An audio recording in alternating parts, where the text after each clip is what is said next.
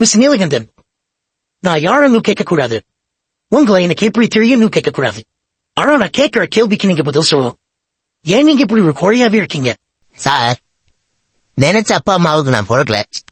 கிடைச்ச அப்பா அம்மாவுக்கு தான் பிறந்தேன். கிடைச்ச அப்பா அம்மாவுக்கு பிறந்ததுனால நினைச்ச குழந்தை பருவம் கிடைக்கல. கிடைச்ச குழந்தை பருவம் தான் கிடைச்சது. கிடைச்ச குழந்தை பருவம் கிடைச்சதுனால நினைச்ச பள்ளிக்கூடத்துல படிக்கல. கிடைச்ச பள்ளிக்கூடத்துல தான் படிச்சேன். கிடைச்ச பள்ளிக்கூடத்துல படிச்சதுனால நினைச்ச உத்தியோகம் கிடைக்கல. கிடைச்ச உத்தியோகம் தான் கிடைச்சது. கிடைச்ச உத்தியோகம் கிடைச்சதுனால நினைச்ச பொண்டாட்டி கிடைக்கல. கிடைச்ச பொண்டாட்டி தான் கிடைச்சா.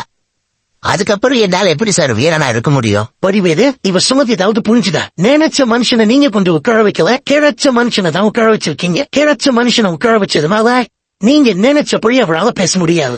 அவருக்கு கிடைச்சபடி தான் பேசுவாரு. நீங்க பொறுத்துதான். ஆமை கரெக்ட் மிஸ் நீலகண்டன்.